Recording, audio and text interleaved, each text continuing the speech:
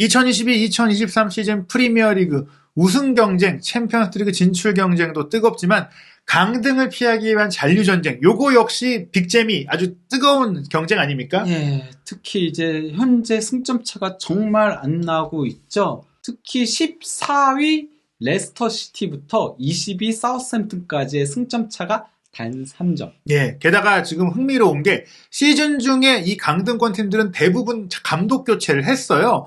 그 감독 교체에 성공을 이룬 대표적인 팀이 에스턴 빌라, 우나이 에메리 감독이 오면서 이제는 강등 경쟁이 아니라 11위까지 치고 올라가서 네. 10위권 내까지 바라볼 수가 있게 됐고, 또 최하위에 머무르고 있던 울버햄튼은 브루노 라즈 감독을 경질하고 줄렌 로페테이 감독을 데려와서 일단은 뭐 17위 강등권에서 살짝 벗어나 있는 상황입니다. 다만 최근에 다소 또 주춤하고 있죠. 예. 예. 뭐 그런 가운데 본머스는 뭐 올 시즌 가장 먼저 감독을 경질한 팀이고, 사우스햄튼도 랄프 하젠히틀 감독 경질했고, 최근에 이제 에버튼이 프랭크 램파드 감독을 경질을 했거든요. 예. 결국엔 현재 강등권에 있는 세 팀 다 감독을 바꿨고, 모예스 감독까지도 이제 입지가 흔들리고 있다는 얘기들이 나오고 있는데요. 예. 그렇다면 이 팀들 역시 겨울 이적 시장에 생존하기 위한 폭풍 영입을 진행했을 것 같아요. 그렇죠. 안 그래도 프리미어리그가 돈이 많이 돌고 있는데 네. 그 어느 때보다도 지금 잔류 전쟁이 가장 심각하다 보니까 네. 예, 14위부터 20위까지 승점 3점씩 하면 말 다 한 거죠. 예. 예, 그래서 엄청나게 영입들을 했는데 예. 단 한 팀 제외하고. 예,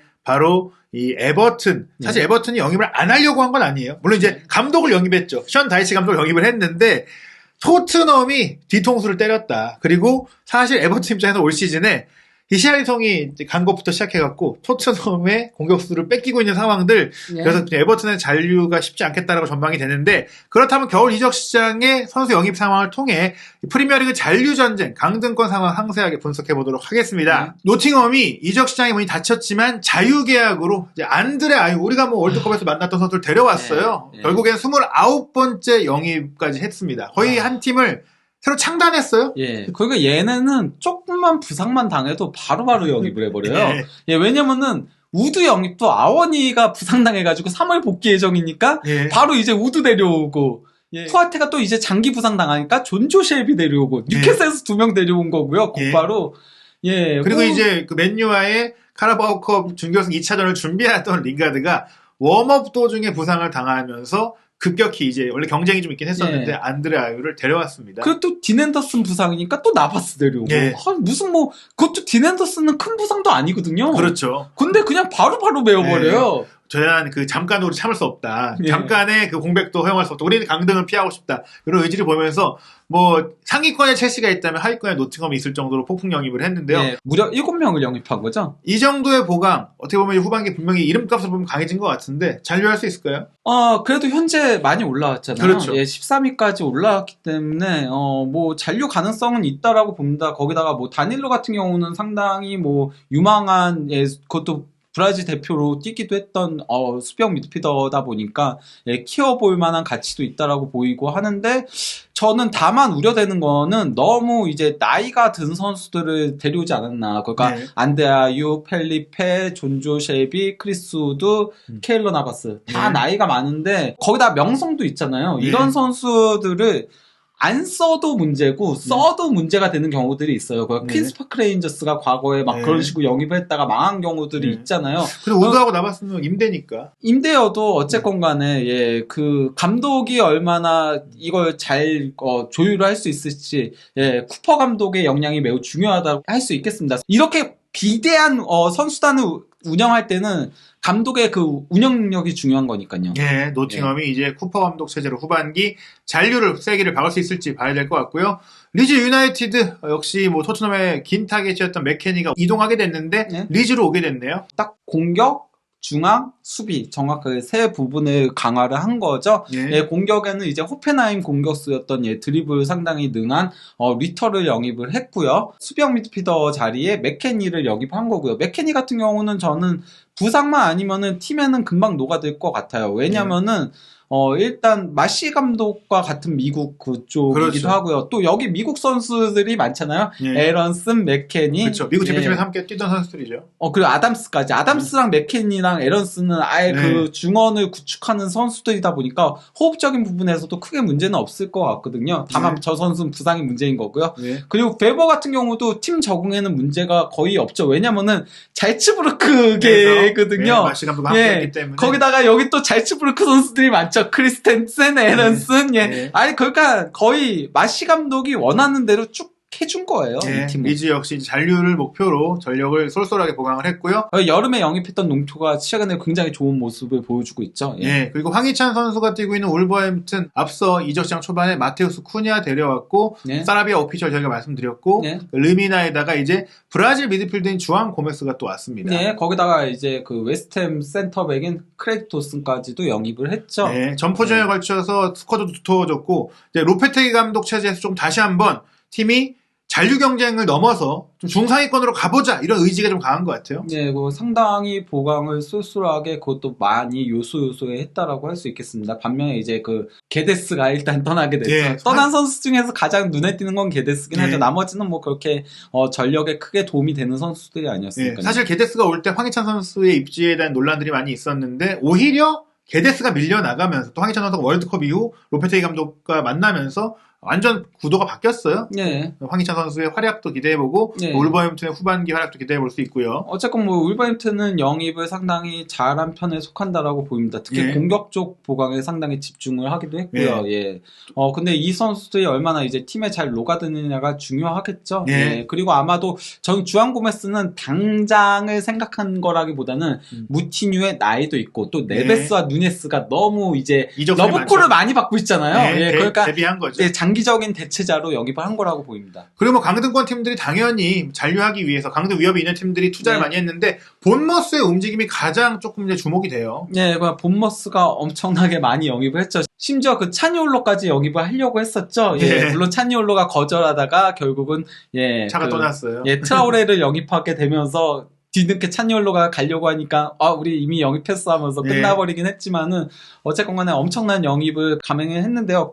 그 이유가 뭐 본머스 같은 경우는 원래 그 러시아계 잉글랜드의 구단주가 운영을 하고 있었거든요. 예. 그래서 예 거기서의 약간 조금 이제 여론적인 부분이라던가 그런 게 있다 보니까 예 결국 시즌 도중에 미국인 구단주한테 구단을 넘겼고 예. 그러면서 이제 투자가 들어가면서 대대적인 영입을 한 건데 우크라이나의 핵심 수비수라고 할 수 있는 자바르니를 영입했고요. 디나모 키예프에서 뛰고 예. 있는 그리고 또 이제 우아타라하고 세멘요를 영입하면서 공격도 강화를 했고요. 또 이제 로마에서 잘 나오지는 못하고 있었지만 그래도 나름 뭐 능력이 있는 왼쪽 풀백인 비냐도 영입을 했고요. 예, 전반적으로 이제 쏠쏠하게 능력 네. 있는 선수들을 잘 영입하면서 본머스도 잔류에 대한 네. 의지를 보이고 있고 트라우레하고 우아타라는 당장 도움이 되는 영입이라고 보이죠. 예. 네. 세멘요 같은 경우는 아무래도 이 선수가 그래도 하브리그에서 뛰던 선수니까 물론 이적료는 굉장히 많이 들여서 영입을 했지만은 프리미어리그에서 어떨지는 조금 더 지켜보긴 해야 되지만요. 예, 많은 팀들이 이렇게 열심히 움직이고 투자도 많이 했고 재창단 수준의 팀까지 있었는데요. 위에 있던 그 잔류 전쟁하는 팀들 중에서 레스터하고 웨스트햄은 제가 명단에서 제외하긴 했지만 이 팀들도 보강이 있었거든요. 예. 예. 근데 이제 유일하게 에버턴만 영입입니다. 네, 바로 영입인데요. 말씀드린 대로 서두에 이제 아르나우트 단주마를 원래 데려왔어요. 데려와서 메디컬 테스트 하고 인터뷰도 하고 구단 관계자, 회장 다 인사까지 하고 있었는데 토트넘이 여기로 와. 바로 갔습니다. 예. 진짜 이게 하이제킹이에요. 왜냐? 사인만 하면 끝나는 건데 그 사인 직전에 데려갔다. 예. 그러면서 공격진 보강이 안 됐는데 지금 오히려 공격진 보강이 안 된 것뿐 아니라 원래 이 선수가 올 거라고도 생각을 했었을 텐데 앤서니 고든을 보내려고 했던 게 앤서니 고든이 또 뉴캐슬로 가버렸잖아요. 예, 앤서니 거든 떠나고 그리고 저는 보드진들이 1처리를 제대로 못했다라고 생각해요. 그 단주만 하이제킹 당한 건 억울한 거죠. 예. 하지만 그러면은 다른 선수들 영입을 어떤 식으로든 했어야 되거든요. 다른 팀들은 다 했잖아요. 근데 예. 에버턴은 결국 그냥 감독 선임에 너무 꽂혀 있었던 건지, 특히 이제 비에사 감독을 데려오려고 굉장히 공을 들였다라고 하죠. 예. 근데 비에사 감독이 현재 에버튼 팀은 나랑 안 맞아. 네. 그건 내가 유스 팀부터 손을 댈게. 예. 21세 이하 팀 감독을 반년 동안 하겠다. 예. 이게 다른 감독이 일단 1군 맡기고 나는 그 팀으로는 내 축구 못하니까 여기서 끌어올린 애들 데리고 올라가서 다음 시즌부터 프리시즌 해가지고 그렇죠. 만들어 볼게. 영입도 하고. 근데 우리가 강등당하면 그게 됩니까? 안 되죠. 안 됩니다. 예. 그러다 보니까 지금 완전히 꼬인 상태라고 할 수 있는 거죠, 에버턴 같은 그래서 저는 이 생각도 해요. 비엘사 감독은 강등당해도 상관없다. 리즈에서도 내가 2부 리그에서 우승시켜서 올라왔는데 또 올라와서 잘하면 되는 거 아니냐. 하지만 에버튼은 강등은 무슨 강등이야. 안 된다. 예. 거기다가 타운샌드하고 가너도 현재 예. 뭐 장기 부상이어서 뭐 예. 3월 중순에나 복귀할 예정이죠. 예. 안 그래도 선수가 없는데 예, 부상자까지도 있고, 뭐, 지금도 뭐, 패터슨도 여전히, 물론 뭐, 이제 복귀를 앞두고 있긴 하지만, 패터슨, 뭐, 마이클 킨, 그리고 또 이제, 고드프리, 예, 이런 선수들도 부상으로 빠져 있긴 하죠. 네, 영입이라고 말씀을 드렸는데 그런 가운데 이적 시장이 끝난 첫 일정부터 에버튼은 굉장히 힘듭니다. 토요일 밤 9시 30분 아스날과 경기예요. 예. 어떻게 보세요? 어렵죠, 이거는. 이건 무조건 예, 패한다고 봐야죠. 예. 그리고 나서 머지사이드 더비를 2월 14일 화요일 새벽 5시에 하는데 물론 리버풀도 상태가 안 좋긴 해요. 그래도 에버튼보다는 훨씬 예. 낫죠. 그리고 안필드에서 하니까 네. 이번 경기는 리버풀이 좀 유리하지 않겠느냐. 그리고 다음 경기는 역시 강등권에서 승점 경쟁이 치열한 리즈와의 홈 경기인데 또 진짜. 리즈는 영입을 잘했잖아요. 예, 영입을 쏠쏠하게 했죠. 예. 그리고 이미 강등권에서 멀어진 경기력이 좋은 에스턴 빌라 이 팀도 에버튼이 객관적인 전력에서 좀 어렵지 않나요? 예. 그러니까 지금 향후 6경기 중에서 그나마 비벼볼 수 있는 게 전 노팅엄 포레스트가 아닐까. 네. 왜냐면은 이 팀은 너무 많이 바꿨으니까. 예. 근데 너무 많이 바뀐 팀도 한 달 뒤에 만나잖아요. 이 팀들도 그렇네요. 자리를 잡았단 예. 말이에요. 이쯤 되면 그 영입한 선수들이 만약에 잘 자리를 잡았다. 그리고 노팅엄이 실제로 최근 경기력과 성적은 더 그렇죠, 좋고. 예. 노팅엄 좀 어렵다. 왜 13위에 올라갈 수 있었냐면요. 이 팀이 경기력 때문이 아니고요. 예. 홈 성적이 좋았어요. 아, 홈에서는 강팀들 다 잡았거든요. 예. 그리고 또 카라바컵 4강까지 간 것도 그 예. 요행이 아니잖아요. 그러니까 예. 에버튼이 노팅엄 원정 가서도 저거 많이 못 이기면 거의 최하위 떨어지면서 강등권 경쟁이 벌어진다. 그리고 제가 그 노팅엄 홈이라는 거 생각을 안 하고 처음에 예. 얘기했다가 홈인 걸 보니까 예. 이 경기도 예. 힘드네요. 예. 그리고 브렌트포드는 어차피 원래 잘하던 팀이잖아요. 예. 결국 여기서 이길 경기가 없다. 예. 에버튼이 게다가 이길 경기가 없는 것도 넘어서 당장 2월 첫 2경기가 강팀이고 좋은 팀이니까 여기서 두들겨 맞으면은 션다이시 감독도 부담이 커지지 않겠습니까? 그렇죠. 예. 그리고 이제 사우스햄튼 사실 결국엔 카라바오컵 준결승에서 뉴캐슬에게 이제 탈락을 하면서 네. 결승 진출의 꿈을 이루진 못했지만 최근의 흐름은 이제 잔류의 가능성, 희망을 조금씩 높이고 있는 것 같은데요. 어떤 영입이 좀 있었죠? 오르시치 예. K리그 팬들한테도 인기가 친숙한 많아요. 예. 예. 오르시치하고 알카라스를 영입한 데 이어서 이적 시장 이제 데드라인에 오누아추하고 카말딘 술레마나 둘을 영입을 하면서 예. 공격을 강화했죠. 왜냐면 사우스햄튼은 애초에 공격이 가장 큰 문제였었거든요. 그러니까 체 아담스 제외하고는 믿을 수 있는 공격 자원이 없었어요. 그러다 보니까 이제 워드 프라우스를 최근에는 공격형 미드필더로 올려서 쓰고 있을 정도거든요. 예. 예, 거기다가 뭐 특히 이제 그 암스트롱 영입은 실패한 영입이죠. 블랙번에서 영입을 나름 야심차게 했던 거였는데 잉스가 떠난 자리를 메우겠다 하면서 암스트롱 영입했는데 아담 암스트롱 예. 망한 영입이 됐죠. 예, 예. 그 엘리누 씨도